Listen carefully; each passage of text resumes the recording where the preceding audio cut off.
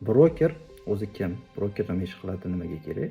Moliya bozorlarida broker bu mijozga moliyaviy instrumentlar bilan savdo qilish imkonini beruvchi vositachi hisoblanadi. Ya'ni jismoniy shaxslarda bir qator boshqa fondlar, yuridik shaxslar ular bevosita moliya bozoriga kira olmaydi. Ularga ya'ni vositachi kerak.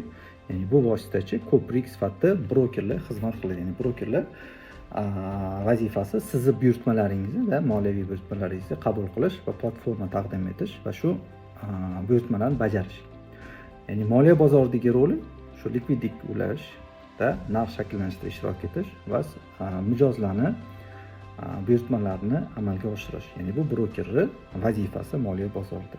Ya'ni u trader da yoki investor o'rtada broker bo'ladi va moliya bozori bo'ladi. Ya'ni bu moliya bozor zanjiri atrofida ular birlashadi.